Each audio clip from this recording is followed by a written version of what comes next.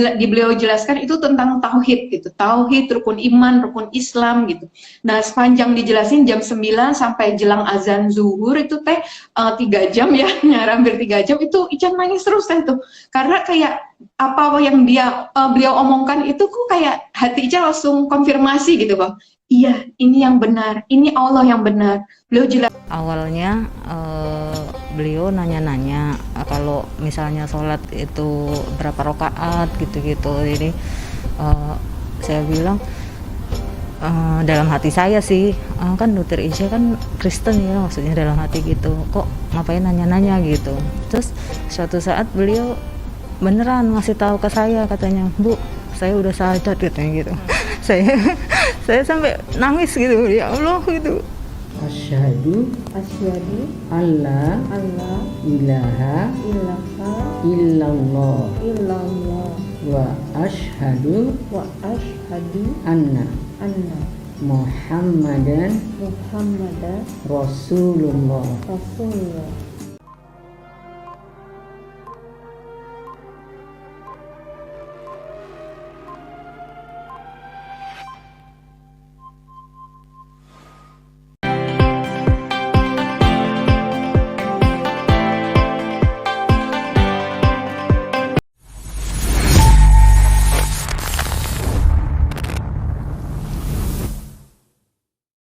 Dalam keyakinan Ica yang saat itu masih belum Islam, dari mana Ica mendengar tentang Nabi Muhammad SAW, kemudian kenapa dalam keyakinan Ica yang saat itu, tapi Ica juga sudah menyebut bahwa kok setelah Nabi Isa alaihi salam masih ada Nabi Muhammad SAW, padahal pada saat itu kan mungkin keyakinan Ica belum keyakinan yang meyakini keberadaan Nabi Muhammad SAW. Detailnya bagaimana ini?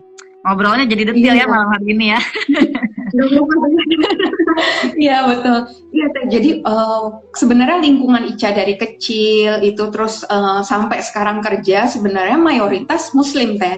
Cuman kan memang nggak ada ya betul-betul tidak ada paksaan dalam memeluk Islam, nggak ada Islamisasi gitu kan, nggak ada ya teh di kita gitu. Tapi memang Ica tuh familiar banget. Ica kadang main ke rumah teman belajar ngaji, Ica ikut alif batasa gitu ikut gitu. Tapi nggak ada gimana gitu, ada teh sebenarnya gitu. Kemudian juga memang itulah mungkin ya Islam kan sesuai dengan fitrahnya manusia ya, selalu mau cari kebenaran dan sebagainya. Jadi kayak udah dituntun aja gitu. Jadi Nabi Muhammad, Rasulullah, sunnah-sunnahnya itu Ica nggak asing gitu. Karena memang ada beberapa teman yang juga sudah menghidupkan sunnah. Kadang Ica suka nanya juga, Bu, ini kenapa kok gini, kenapa puasa, kenapa ini, Ica suka tanya gitu kadang ke teman gitu. Jadi kadang makanya terakhir Ica diskusi sama adik Ica yang lulusan dokter juga, Ica bilang gitu, "Dek, kamu kalau misalnya referensi pakai referensi yang terakhir kan?" Saya nanya kayak gitu.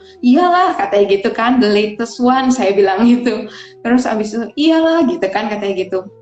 Nah, tadi saya sampaikan, kalau memang iya yang kemarin Tuhan, kenapa ada lagi ya diutus Rasulullah, Nabi Muhammad, dan nggak hoax ya, banyak yang saksinya bahwa Nabi Muhammad pernah hidup di bumi ini gitu kan. Terus habis itu, ya terus kalau nanti ada Nabi lagi, kamu ganti lagi, kata adik saya sempat bilang gitu teh. Terus Alhamdulillah ya, dijanjikan bahwa memang tidak ada Nabi lain setelah Rasulullah gitu. Jadi itu Alhamdulillah itu yang melegakan gitu sih saat itu gitu teh. Janji itu yang nggak ada lagi gitu ya, ini yang terakhir dan Masya Allah bahkan di Lauhul Mahfuz ya, dari sebelum bumi diciptakan saja sudah dinyatakan gitu ya. Mungkin anaknya Nabi Adam juga bingung, kok ada la ilaha illallah Muhammad Rasulullah gitu kan, siapa Muhammad yang belum ada saat itu tapi sudah ada gitu. Masya Allah. Masya Allah. Ya, Masya Allah, Allah Subhanahu wa Ta'ala diriwayatkan dalam hadis Qudsi menyampaikan, "Jika bukan karena Muhammad, maka aku tidak akan menciptakan dunia dan segala isinya. Masya Allah, Allah menciptakan dunia dan segala isinya karena kecintaannya kepada Nabi Muhammad SAW, dan kita menjadi bagian dari yang Allah ciptakan ya. Masya Allah atas kecintaan Allah kepada Nabi SAW. Dan malam hari ini sahabat Hadijati, kita menyaksikan ya saudari kita, Masya Allah ya, Ica yang sedang merunuti jalan hijrah menjadi seorang muslimah. Dengan proses berfikirnya, maka Allah Subhanahu wa Ta'ala menuntun Ica untuk menemukan jawaban. Dan ternyata Ica tadi bercerita, paling awal itu Ica yang bertanya dan hati Ica yang menjawab, begitu ya. Masya Allah, ini menjadi suatu perwujudan dari apa yang Allah janjikan, bahwa ruh kita terikat dengan Allah. Kalau kita bergerak betul-betul dengan keinginan, harapan, dan ikhtiar untuk mencari Allah, maka Dia akan menuntun ya. Dan tentu bagi kita yang sudah muslim, sudah menjadi seorang Islam, tuntunan itu datangnya dari Quran. Bagi yang seperti Ica, ada ruhaniyahnya yang akan menuntun. Dan setelah Ica memasuki jalan Islam, maka kemudian Ica mengikatkan diri kepada Quran, maka Quran yang kemudian akan menjadi penuntunnya. Masya Allah ya, Masya Allah. Ica bisa cerita lagi kemudian momentum tadi ya. Jadi momentum apa yang membuat Ica kemudian merasa yakin untuk bersyahadat. Dan ya tentu saja, maaf sekali Ica, pasti tidak mudah ya. Karena ada suami, ada anak-anak, ada orang tua ya, yang sebelumnya mungkin ada di dalam keyakinan yang sama, tapi tiba-tiba harus berbeda. Pasti Ica menghadapi perjuangan yang tidak mudah. Silahkan, sebatas mana Ica bisa sharing untuk menjadi semangat bagi kita semuanya. Silahkan. Iya. Jadi waktu saat pergalauan itu itu Ica kayak di persimpangan jalan gitu, kalau bisa digambarin. Mau lakukan yang lama udah enggak gitu, even yang cuma doa makan, yang udah refleks lah ya, doa mau keluar rumah, doa mau tidur, Ica nggak lakukan lagi karena udah mulai ada ragu gitu kan. Kemudian mau lakukan yang baru, Islam belum bisa gitu terus akhirnya udah Ica nyerah itu ya, 2 minggu tuh kayak orang yang biasa ibadah tiba-tiba enggak kan, kayak takut gitu ya kayak nggak pede gitu dan sebagainya. Akhirnya Ica mau memberanikan diri tuh ke mualaf center di jalan itu Ica itu masih doa jelek lah ya, maksudnya gini, kayak yang Ica sendiri tuh mukul-mukul pipi Ica gini, ini Ica lagi kenapa sih gitu. kayak aku nih lagi kenapa gitu kan, maksudnya ini cari perkara banget gitu ya, udah tahu punya anak, udah ada suami dan sebagainya, terus keluarga besar seperti apa gitu kan, tapi nggak bisa dibendung bener-bener nggak bisa dibendung. Jadi Ica di jalan sama gini, ya Tuhan, kalau Ica nih durhaka sama suami, sama orang tua, terlebih sama Engkau gitu, buat Ica nggak sampai mualaf center, Ica bilang gitu. Tapi Masya Allah, Ica sampai di mana, di mualaf center. Janjian jam 9 kurang 10 Ica sampai di sana. Ica ketemu ustazah yang alhamdulillah Ica taunya beliau adalah insinyur pertama wanita di Indonesia jadi bisa dibayangkan penjelasannya tuh memuaskan logika dan iman gitu.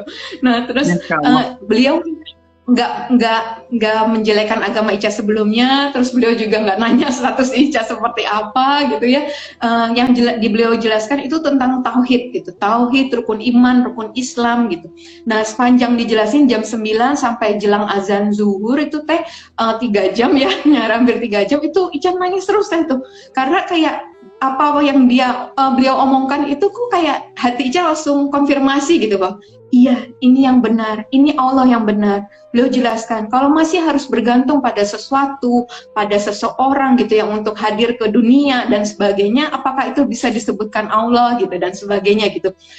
Iya gitu ya, Allah nggak bisa sama dengan makhluk gitu dan sebagainya gitu. Jadi di situ tuh Ica udah hanya bekal itu aja nggak ada hal lain gitu di luar tauhid kalau bisa dibilang sampai hari ini gitu. Kalau bisa dibilang hanya modal itu aja udah yakin Allah yang benar yang seperti apa, udah gitu Waktu itu terakhir sudah azan zuhur, ustazahnya bilang, sekarang Dokter Clarissa mau gimana? Ya Bunda, saya belajar dulu. Ica masih ngomong gitu, terus dibilang, oh boleh tapi mohon maaf ya, argonya belum jalan, belum dapat pahala, dibilang gitu. Oh kenapa gitu kan? Iya belum syahadat. Oh memang syahadat isinya apa Bunda? Percaya Muhammad, Allah, percaya Allah yang satu-satunya Allah gitu ya, satu-satunya Tuhan gitu ya, percaya Muhammad utusan Allah, percaya dari semua penjelasan Bunda tadi gitu ya, nggak ada Tuhan selain Allah, ya percaya. Ya udah itu isinya syahadat. Ya udah saya syahadat. Cuman itu aja teh, as simple as that, nggak ada setelah ini harus gimana gitu ya. Dan mungkin juga itu Allah juga tahu gitu, yang paling tahu gitu harus terhadap Ica harus seperti apa. Saat itu juga Bunda nggak cerita, habis ini kamu haram sama suami yang non-muslim dan sebagainya. Mungkin kalau itu dibilang di awal, mungkin Ica berpikir lagi teh, dan mungkin nggak jadi lagi gitu, karena mungkin jadi gitu. Tapi saat itu cuman udah yakin ini Allah yang benar, udah gitu. Nah selanjutnya baru tuh Ica baru tahu tentang dituntut syahadat, itu hari Minggu, hari Rabu Ica baru WFO lagi, itu kan lagi zaman WFH, WFO gitu. Ica ketemu teman, Ica cerita di kantor gitu, satu orang teman itu, beliau yang sampaikan, Ica tahu nggak, dia Allahu Akbar gitu ya, takbir gitu, tapi beliau nangis juga gitu ya, kok bisa, kamu mikir nggak setelah ini gitu ya, anak-anak gimana gitu, terus suami, itu kamu udah nggak bisa loh dari hari Minggu. Oh gitu, Ica nggak berpikir, aduh kemarin aku dijebak ini, atau oh nggak bilang sih bunda gitu, atau gimana gitu ya. Tapi saat itu Ica cuman begini aja, oh gitu, kayak ya udah, apapun harga yang harus Ica bayar itu nggak ada tandingannya dengan Ica bisa kembali kepada Allah yang benar gitu. Jadi waktu itu udah, Allah tuh kayak udah lebih dari cukup ya teh, maksudnya Allah yang maha segalanya, maha mengembalikan. Ica udah mikirnya Ica sebatang kara teh, akan kehilangan suami, akan kehilangan anak-anak, yakin Ica tuh saat itu udah gini, ya udah Bu, saya sebatang kara ya, saya udah kayak gitu. Tapi ya itu tadi tapi masa iya Allah nggak sanggup kembalikan? Kalaupun Allah nggak kembalikan, Ica punya Allah gitu kan? Ya udah lebih dari semuanya, Ica bilang kayak gitu. Terus ya udah, ya semoga dimudahkan lah kata teman Ica dan sebagainya, dan beliau yang kasih Ica buku sholat dan sebagainya, ngimamin ya berjamaah bareng lah gitu ya, karena Ica belum bisa sholat waktu itu pakai YouTube teh, kayak gitu. Jadi tantangannya kemudian itu baru sekitar beliau sama satu orang lagi yang tahu, itu Ica dapat ujian pertama teh, penipuan masker 378 juta, masker lagi mahal-mahalnya tuh teh, bisa sampai 500.000 sebox kan. Itu ada pasien Ica nawarin, mau nggak Bu Dokter 180.000, wah lumayan banget kan, tapi minimal harus 100 box katanya gitu. Oh gampang, nanti teman-teman kantor nanti Ica iniin kumpulin lebih dari 100, dan benar lebih dari 100. Nah Ica tuh nggak ngambil sepeser pun nggak teh, cuman Ica pesan cuma 4, teman ada yang 2, ada yang 3 kayak gitu, tapi di total tuh bisa sampai segitu gitu. Pas hari hanya harus datang, barangnya nggak datang teh, sementara uangnya teman-teman lewat rekening Ica udah Ica transfer ke yang bersangkutan gitu. Jadi ya udah Ica kan harus kembaliin gitu ya. Saat itu tuh Ica nggak pernah bisnis teh, ini klinik juga ya lebih berat ke kemanusiaannya dari kepada ke profitnya mungkin gitu ya, nggak tegaan gitu sama orang. Itu Ica kayak harta nggak punya uang segitu untuk kembaliin, nggak ada. Udah nama baik, cuma punya nama baik, kehormatan udah hilang juga rasanya teh. Jadi itu ujian pertama Ica sebulan setelah syahadat. Tapi alhamdulillah gitu ya, ketika mereka nggak tahu Ica sudah Islam, mereka kirim doa, ayat-ayat yang lama kan. Nah itu Ica cuma bilang makasih Ma gitu. Tapi Ica nggak download di WA. Ica cuma yang Ica baru tahu doa Nabi Yunus, doa Nabi Ibrahim, istighfar. Itu Ica doa, itu doang teh. Sepanjang ke kantor polisi dan sebagainya, itu doang yang Ica ucapin gitu kan. Udah Ica pasrah, udah Ica nggak punya apa-apa lagi. Kayak Ica udah bener-bener waktu itu udah tinggal Ica sama Allah. Ica nggak punya apa-apa gitu. Udah, tapi di situ Masya Allah, itu di situ teh zaman pandemi, bank pun Ica bawain sertifikat rumah, nggak ada yang ngasih teh, 100 juta doang nggak ada yang ngasih gitu pinjaman. Masya Allah, Allah kirim satu orang yang minjemin Ica uang teh gitu, sampai di beliau bilang itu bulan Juli buat proyek beliau gitu ya, nggak apa-apa pakai dulu gitu, bulan April Juli beliau butuh gitu. Terus ya udah Ica kasih, Ica kembaliin, alhamdulillah bisa kembaliin semuanya itu. Terus ya udah 2 minggu menjelang Juli itu teh, Ica lagi posisi di pesantren Umi, Ica nggak praktek, itu Ica doa, lagi duha teh, selesai duha Ica doa, ya Allah kurang 2 minggu lagi, gimana Ica kembaliin uang temen Ica gitu ya. Zuhur teh Ica dapat WA dari Kohani, 3 kali transferan dari teman-teman yang ngumpulin dana buat Ica, 82 juta totalnya. Ica bisa kembaliin sampai teman Ica tuh bilang, kok bisa, katanya, kayak beliau sebenarnya udah mengikhlaskan gitu ya, tapi ya ini tadi Ica doa, Ica cuma zikir ya mu'id, Allah yang maha mengembalikan gitu ya. Itu zuhur dijawab, Masya Allah. Itu ujian pertama. Ujian selanjutnya pasti yang paling besar keluarga ya Teh gitu ya, namanya ibu gitu ya, namanya keluarga, suami istri pasti ada masalah gitu kan ya Teh. Tapi waktu itu nggak berpikir untuk bercerai gitu, sampai Ica syahadat pun Ica nggak berpikir habis itu bercerai gitu. Ica ya berpikirnya mungkin bisa jalan masing-masing gitu dengan pengetahuan Ica saat itu gitu. Ternyata kan nggak bisa. Tapi ya itu balik lagi ke Al-Quran. Ica belum bisa baca bahasa Arab saat itu, Ica baca terjemahannya kan ya Teh. Itu dapat dari Quran surat Saba ayat 37, bukan hartamu dan anak-anakmu yang mendekatkan engkau kepada kami gitu, tapi orang-orang yang beriman yang melakukan kebajikan yang akan mendapatkan balasan berlipat ganda, yang akan aman sentosa di tempat-tempat yang tinggi di dalam surga. Udah itu Teh. Habis itu Ica, ya udah anak-anak aku serahin sama Allah gitu ya. Tapi ya itu balik lagi, betul Teh. Dibilang Allah nggak akan membebani seseorang melebihi kemampuannya, itu bener banget. Mungkin Ica ngomongnya nggak apa-apa Ica sebatang kara, tapi Allah yang lebih tahu gitu ya. Jadi sampai detik ini alhamdulillah sedetik pun Ica nggak pernah dijauhkan dari anak-anak yang Ica tadinya udah takut gitu ya.